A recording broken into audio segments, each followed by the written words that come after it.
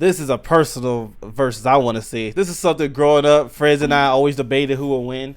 Jason versus Michael Myers. I always said Jason. The stuff that Jason went through, he's basically like an alien, you know, and he always coming back. But Michael has too. I would say strength-wise, Jason probably is better. Even though Michael has had moments where you saw he was strong as well. I don't think at the level Jason has been though. So overall, those two would be crazy brutes. Like they going in there brute strength. You know, the knife against the machete, which I would take the machete. And overall, they facing up. I think Jason will win. I think he'll body him. But we'll see. I could be wrong. This is an old debate that a friend of mine I had a long time ago. So I look forward to seeing what people think here. Let me know in the comments what you think. Prepare yourselves. It's time we tell the tale of Crystal Lake's masked murderer, Jason Voorhees. And the horrifying boogeyman of Haddonfield, Michael Myers. He's Wiz and I'm Boomstick. And it's our job to bring... Oh, I like to do this. Shout out to Death Battles. The original video will be in the description below. And actually, let me like the video now. There we go. Terror and out of fright respect on this Halloween night on Death Battle. Within the woods of Crystal Lake lurks a killer, buried but not dead, doomed to rise from the grave and slaughter those who live and love, if you know what I mean. This is the curse of Jason Voorhees. Rumor has it he was a deformed child, bullied and harassed all of his life, only cared for by his single mother. But not even Mama Voorhees could save Jason when he tragically drowned at Camp Crystal Lake. Or did he? Over time, Crystal Lake became wrought with strange disappearances and violent deaths. Including the camp counselors who should have been watching Jason when he drowned all those years ago. Someone... Get down here, get down here. ... was out for vengeance. And yet these harrowing murders were committed by none other than Jason's own mother, Pamela Voorhees, seeking revenge against those who neglected her child, dooming him to his terrible end. That actually makes a lot of sense.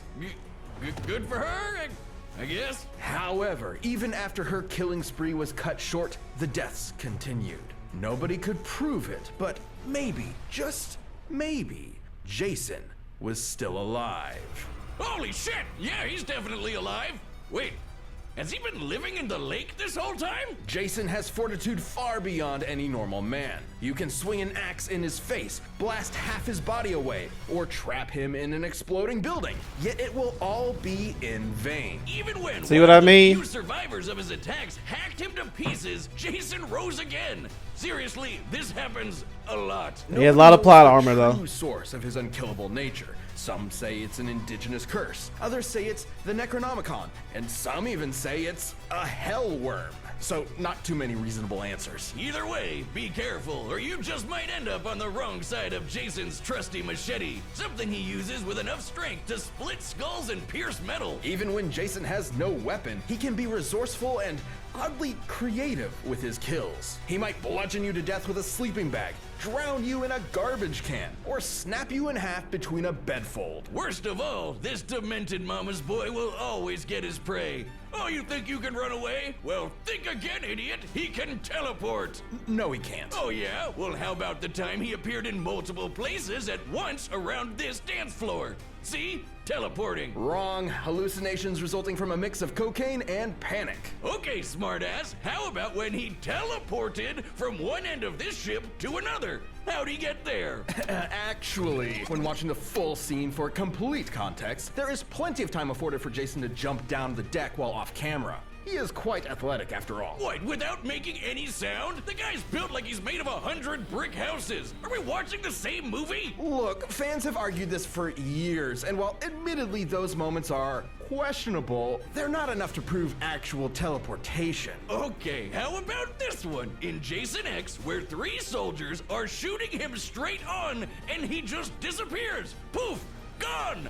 While they're looking right at him, goddammit, it's teleporting! Well, I'm sure there's a logical explanation.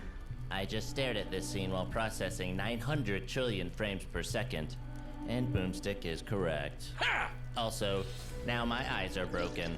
Joy. You know, Jason can actually teleport in the video games, so I believe it. I suppose teleporting would explain how, despite his hulking size, Jason can move with ghostly silence and pick off victims one by one. Are you sure about this, dummy?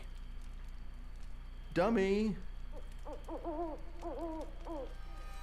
Either way, Jason's unstoppable bloodlust makes him a horrifying threat. Even if you think you're protected by a foot of solid steel, he'll just crash through it to stab you. And though it's tough to believe, there may actually be a deadlier Jason out there too. Stronger, faster, and campier. This is Uber Jason. Oh, rebuilt well, yeah. from Jason's remains. I thought you were through talking a about stronger sinister after fusion that of one. Science and mysticism. And guess what?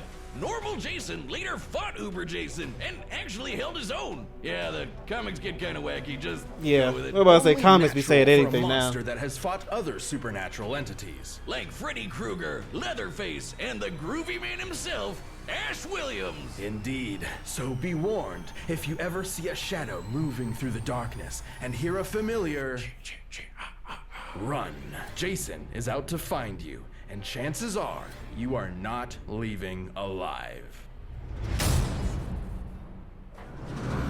On a bleak Halloween night, Michael Myers was born into the world as a seemingly normal child. However, beneath his pale, blank face hid something dark, something evil. How evil? Well, he stabbed his sister Judy to death when he was just 6 years old. Oh, what a rascal. Michael was institutionalized at a sanitarium where he simply sat still, almost like a machine. His psychiatrist, Dr. Loomis, spent 8 years trying to reach him, but Michael never said a word. But even when locked up, he still managed to get away with several murders, including Loomis's fiancée. There was no helping or stopping Michael. More than anything, he wanted to kill. After 15 years, the night before Halloween, he broke out of the sanitarium, leaving behind one word: sister. The story goes Michael had another sibling, Lori, and for some unknowable reason, he wanted her to suffer the same fate as Judy. And everyone else, really. He's not too picky, and he could do it too. For in his hands, anything can be a deadly weapon. Countless reports of various murders have appeared across Haddonfield. He's exploded heads, boiled people alive, and used his trademark knife to stab poor souls to walls like some macabre piece of art. When they say to admire your work, I don't think this is what they meant. And this isn't some special combat knife or dagger. He did this with an ordinary kitchen knife. Michael is also surprisingly clever, despite being confined for nearly Yeah, all Jason his got better life. at weapons. At some point, he apparently taught himself how to drive. It's Well, pretty weapon. clear this masked machete. psycho was definitely plotting something while he was in the ward. All these kills were just a detour to his ultimate goal, Lori. On an all too familiar Halloween night, he finally met his long-lost sister and nearly killed her. But Loomis intervened, shooting Michael and sending him out a window. Phew, well, guess that's the end of him.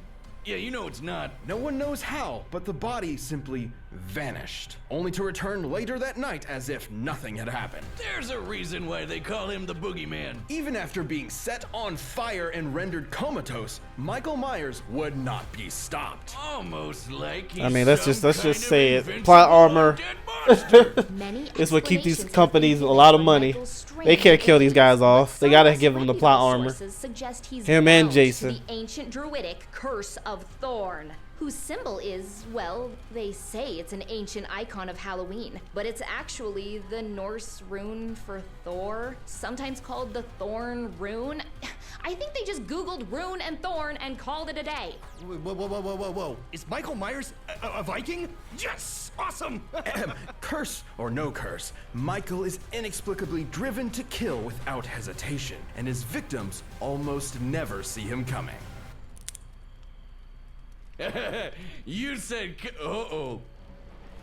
While explaining Michael away with a vague curse is nothing more than a crutch for the truth, the fact of the matter is, no one knows why he is so cruel, so violent, so unstoppable. He just is. At the end of the day, evil gives no explanation, only despair. Michael thrives not just on the satisfaction of murder, but the fear it inflicts in others. Even scarier, his kills are done with surgical precision.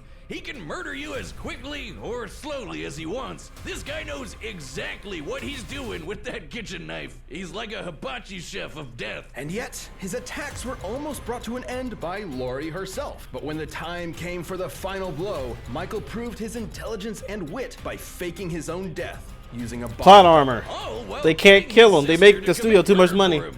Honestly, I'm kind of impressed. He's also either impossibly sneaky or he can use teleportation. Because he once moved through a yard full of motion sensors without setting off a single one. Until he wanted to. Look at this. There's just no stopping him. Fill him full of bullets, Michael will come back ready to rip off your head. Put him in the center of an exploding church, he'll survive and go on to kill dozens more people, just for dramatic effect. It was this relentless evil. It'd be that funny made if the this people death of battle Haddonfield has a go draw. ballistic and band together to end Michael Myers once and for all. Unfortunately, the town would soon realize that was just not possible. Any ordinary person would have been long dead after what he experienced. But he took all of the town's punishment, got right back up, and went right back to doing what he does best. And you know what's the creepiest part about all this? They never caught him. He's still out there looking for his next prey, I assume. So every Halloween night, lock your doors, turn off your lights, and pray you'll make it to morning. Because the boogeyman is real, and his name is Michael Myers. Death battle!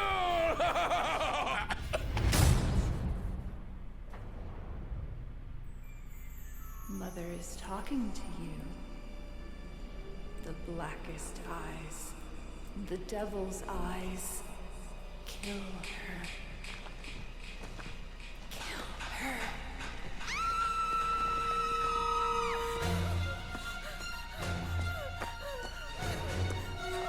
That would be a cool movie to have them both in one movie together.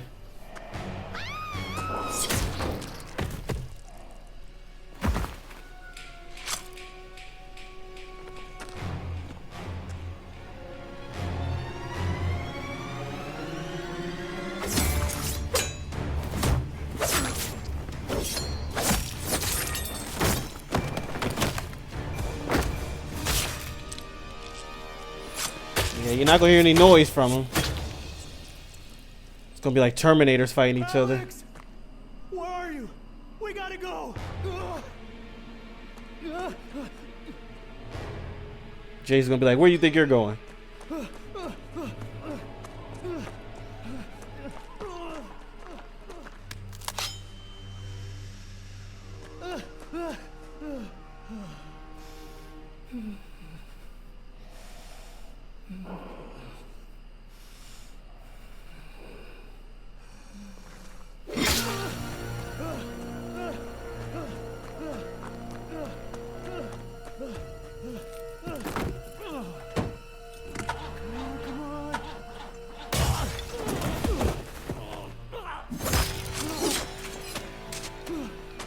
Jason literally ignored Michael Myers to get that dude.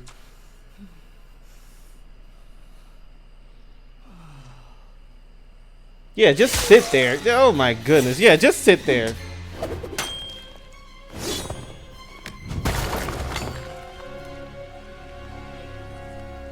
Kill him, Jason.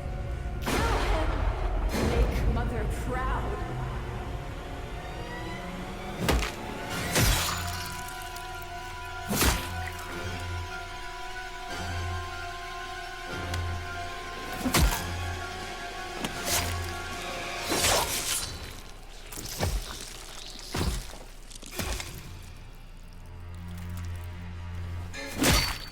He was like, just in case.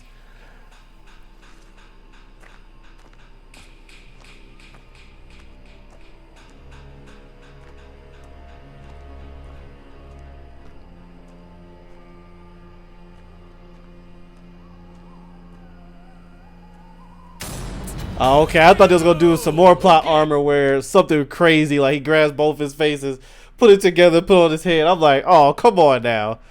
But okay, Jason. Are we sure he's dead? You can't be too careful. We'll never with these know. guys. Michael Myers won't be rising from the grave this time. Jason was too much for him. The stories may paint these slashers as unstoppable, but they do have limits and can be understood. To Michael's credit, he could match Jason in a lot of ways. Both were experts in methods of killing, and both could totally teleport. Theoretically, though if both of them really could teleport, then neither had an advantage in that regard. So teleportation deniers can rest easy knowing it wasn't really a factor here. Even the explosions they both survived were similar in size and destructibility. But Jason held the edge with his superior endurance and healing. Michael faking his death with a body double was clever, but he did it because he explicitly could not survive something like decapitation or getting half his torso blown off. But Good Jason point. could. He also had more experience fighting other supernatural enemies like Leatherface, Freddy, and his uber self. So I doubt Michael could have surprised him with something he's never seen before. And Jason was just as strong and vicious as Michael, if not more. So given the difference in survivability,